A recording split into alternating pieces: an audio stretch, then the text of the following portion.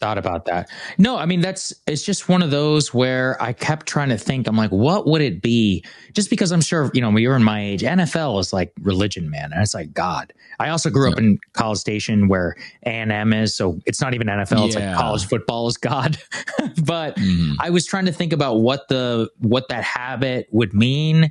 There was some theory I had seen about was basically about individualism in the NBA and how the players are better at social media. I've actually gotten to know some NFL players, and they're not actually all of it. They're not like NBA stars in terms of their social media presence, but just it's called helmetitis. Yeah, literally.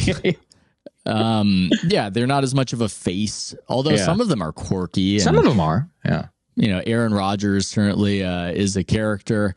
But it's hard to generate new fame. This is a whole other topic that overlaps with some of our topics, which is that new fame is hard to achieve. Why was Taylor Swift's tour such a big deal apart from her talents and her song catalog? I think it's because she is the last household name. She's the youngest household name. She's a millennial. She became famous before social media reached. She's the last vestiges of the monoculture. That's it. Exactly. Yeah. Steph Curry and LeBron James became household name famous before social media reached critical mass. Yes. And that's just not going to happen anymore. So how these players relate to the broader public, I think, has been altered in a way. And I'm not sure which ones are truly resonating with young people. That would have been an easy question to answer back in the day. It was the guy that was resonating with everybody. It might be different now. It's more compartmentalized. It's more fractured. So, but it is interesting how every once in a while somebody can break through, like Caitlin Clark. I mean, that just came out of nowhere. She's a phenomenon. I'm going to go see her play. I don't even watch basketball. Hey, do you want to go see Caitlin Clark? Sure. Absolutely. Yeah. And why not? And the reason is, I've posited, because how she plays. It's funny that people who don't really like basketball will then come up with these theories that, oddly enough, just coincidentally have nothing to do with basketball. So tell me why is it? What does she play like? Does she play just in a more aggressive fashion? Does she just score a lot? Like, what is it? What's behind her appeal?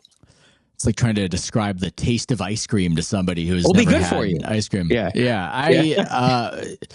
I think she plays with a sort of aesthetically pleasing grace that is reminiscent of Steph Curry in a women's game that hasn't necessarily had a person doing it quite like that. There's the combination of the passing vision where she can see things that you didn't necessarily anticipate were even there.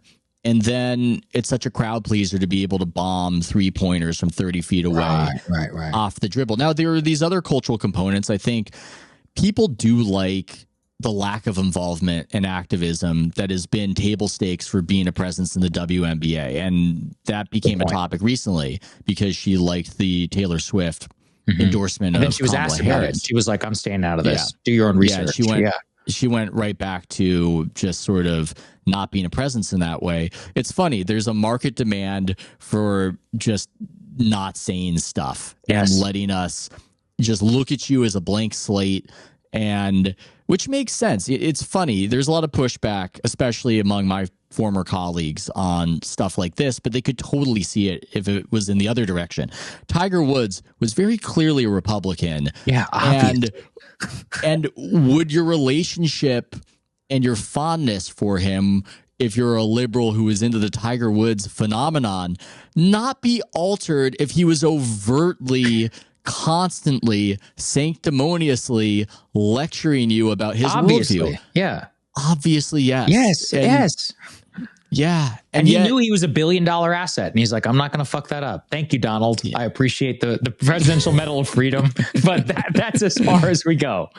Yes. Yeah. And that, for whatever reason, it's hard to make a lot of sports writers understand that. I think they just want it to be different. Yeah. And they just want to simultaneously be part of the vanguard and the mainstream all at once. And that's a whole that's a whole other topic. But yeah, I think that's part of why she hasn't worn on people. But these various cultural theories that racist white people love her, but she's showing up black women in their game and blah, blah, blah. No, she's just fun to watch. Yeah. That's 90% of it. 90% of it is just, it's really cool and unprecedented. It's new, but I do believe, to what you were saying, it is a remarkable accomplishment as we've exited the monoculture to become really famous in a league that has lacked people being really famous. Oh, it's crazy. Drive viewership. I mean, I thought about it a lot with Caitlin. I was like, whoa. I was like, you just don't see that anymore. It's got to be the first person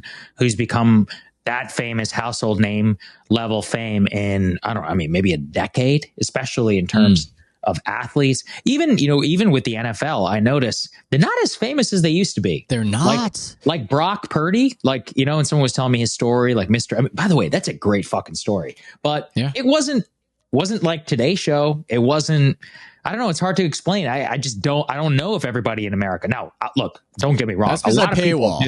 Yeah, that's because I'm a Niner. That's because I'm a Niner fan who paywalls. If there was no paywall, then Brock Purdy would be appropriately famous. Right. He's actually the source of a lot of argumentation within the sports world, and how so? He's just this interesting phenomenon as somebody who is overtly boring. Yeah, perhaps by choice, in a way that's similar to Clark.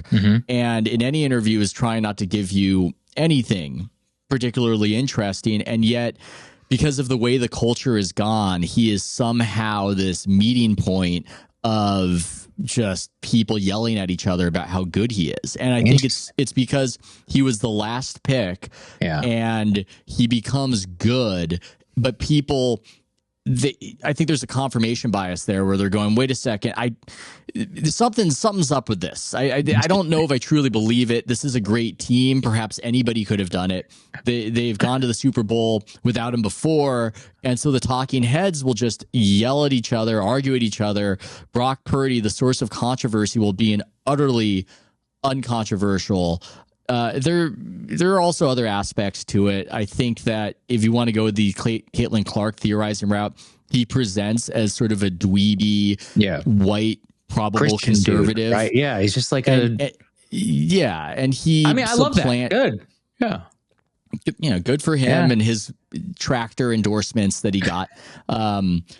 He's a white conservative quarterback, unlike the others who are so liberal, is my sarcastic comment on that.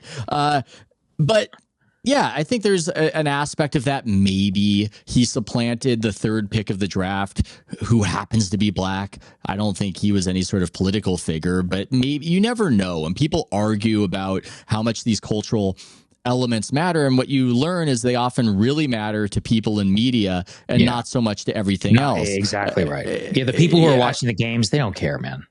No, it's not really a factor. But these younger ones, though, they're interesting. And I've noticed that. So again, it's funny because I don't watch football a lot. I mean, I know enough, but I'm like watching the way that the game is now talked about, and it's very intellectually kind of appealing to me. So, for example, I for some reason getting pushed like videos of CJ Stroud like breaking down, he's fun. And I was like, I love this kid. I was like, this kid is so smart. Or now that Tom Brady is retired, like I think he was on Colin Cowherd's podcast and he was talking specifically about how he would read a defense and his whole thought process. And I mean, just as a person who anybody who's the best at what they do, I could listen to them talk all day. I don't even need to know what they're good at. I could just listen to like that thought process. For if you want to be good at something, go find 50 other people who are good at 50 different things and just see how they look at stuff. And I've noticed with social media, maybe I'm wrong, you could tell me.